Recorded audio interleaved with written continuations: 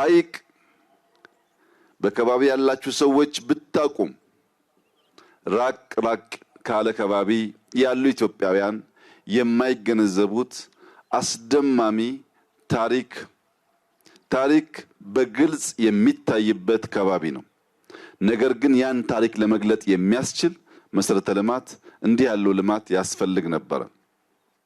በጣም ከሚገርመኝ የሐይቅ ከባቢ ታሪክ አንዱ በ10ኛው ክፍለ ዘመን አርመኖች በገጠማቸው ውጊያ ሀገር ለቀው ተሰደው ወደ ኢትዮጵያ ሲመጡ ያረፉት በሐይቅ ነበር። የመኖች በሀገራቸው መኖር ሲሳናቸው መጥተው ያረፉት እዚህ ሐይቅ ከባቢ ነበር። የአውሮፓ አሳሾች በ16ኛው ክፍለ ዘመን ሲያስሱ ከመጡበት ከጻፉለት ከባቢ አንዱ ሐይቅ ነበር። ኢትዮጵያ ውስጥ ከሰሜን፣ ከምስራቅ፣ ከደቡብ ከሁሉም አቅጣጫ ፍቅርና ሰላም ፍለጋ ኢትዮጵያውያን መጥተው የጸኑበት የኖሩበት ከባቢ ነው። ከሁሉ በላይ የሚደንቀው ግን ክርስትናና እስልምና ተከባብረው ብቻ ሳይሆን ተዋህደው ተዋርሰው ተስማምተው በፍቅር መኖር የቻሉበት ከባቢ ነው። በብዙ መልኩ ተዝቆ የማያልቅ ታሪክ፣ ተዝቆ የማያልቅ ትምህርት የሚገኝበት ይህ ከባቢ ይህን እሴት ከየት ተጎናጸፈው ከየትስ ተማረው ብለን ታሪክ ስናገላብጥ የሐይቅ እስጢፋኖስ ገዳም የዚህ ሁሉ ምስጢር ሆኖ እናገኘዋለን።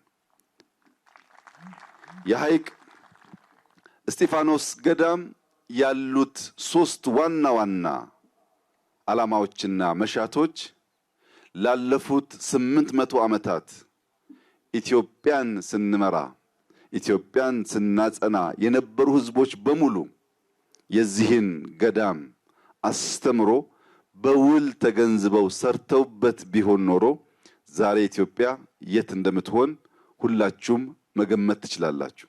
የሐይቅ እስጢፋኖስ ገዳም 3 ልዩ ዓላማዎች አሉት። አንደኛው ስራ ነው። ስራ የሚል ገዳም፣ ከስራ ውጭ መለወጥ አይቻልም የሚል ገዳም ነው። ይህን ደግሞ በመናገር ብቻ ሳይሆን ወደ ቅጥር ግቢያቸው ሲገባ በእርሻ ባሳዩት ውጤት ገዳሙ ስራን የሚያስተምር ብቻ ሳይሆን ስራን የሚሰራ ማህበረሰብ ያለበት እንደሆነ ማሳያ ይሆናል። ሁለተኛው እጅግ አስደማሚው የገዳሙ ዓላማ ትምህርት ነው፣ ዕውቀት ነው። ኢትዮጵያ ውስጥ በነበሩ ግጭቶች፣ ወረራዎች ወርቁን እንካችሁ መጽሐፍቶቻችን ግን አትንኩ ብለው ማጽናት በመቻላቸው በአፍሪካ ውስጥ ጥቂት ሀገራት የራሳቸው ሆሄያት ፊደላት የፈጠሩ ቢሆንም አሁን ባለው ሞደርን ዓለም ውስጥ በአፍሪካ በድፍን አፍሪካ የራሱ ፊደል ያለው ብቸኛው ሀገር ኢትዮጵያ ነው።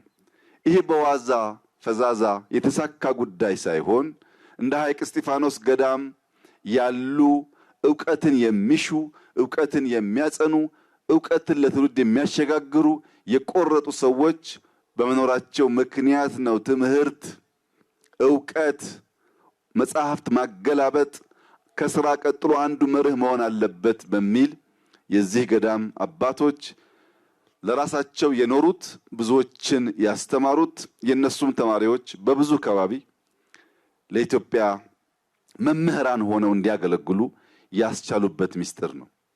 ሶስተኛው ጾም ነው። ጾም ለስጋም ለመንፈስም እጅግ አስፈላጊ ነገር ነው። በመጾም በመማር እና በመስራት መላ የኢትዮጵያ ህዝቦች የሚመሳሰል አቋም ከያዙ የሚጾም ሰው ስጋውን መግዛት ስጋውን በጥርሱ መንከስ ስለሚችል ከክፉ ነገር የተጠበቀ ይሆናል። የሚሰራ ሰው ለክፉ ነገር ጊዜ ስለሌለው ከሚሰራው ፍሬ የተነሳ ውጤት እያየ የሚሄድ ስለሆነ ከክፉ ነገር ይጠበቃል። መጽሐፍት የሚያገላብጥ የሚያነብ ለዕውቀት የተጋ የተከፈተ አእምሮ ያለው ሰው ከልማትና ከትጋት ውጪ ለክፋት የተሰናዳ ስለማይሆን በሰላምና በፍቅር ለመኖር ብቻ ሳይሆን የሀገርን ታሪክ ለማጽናት በእጅጉ የሚያስፈልጉ ዋና ዋና ዓላማዎች በሐይቅ እስጢፋኖስ ገዳም ይገኛሉ። ይህንን ታሪክ 800 ዓመት የቆየ ገዳም እንደዚህ ያለውን ታላላቅ ዓላማ የያዘ ገዳም እንዴት አድርገን ነው እኛ ከበሻሻ መተን ማየት የምንችለው? እንደዚህ ያለው ሐይቅ እንደዚህ ያለው ሎጅ ካልተሰራ በቀር ይህ ታሪክ በሁሉም ጫፍ የሚታወቅ በሁሉም ጫፍ ትምህርት የሚወሰድበት እንዲሆን ከታሪኩ ባሻገር ታሪክ ገላጭ ስራዎች ያስፈልጋሉ። እነዚያ ታሪክ ገላጭ ስራዎች አንዱ ይህ ሎጅ ነው።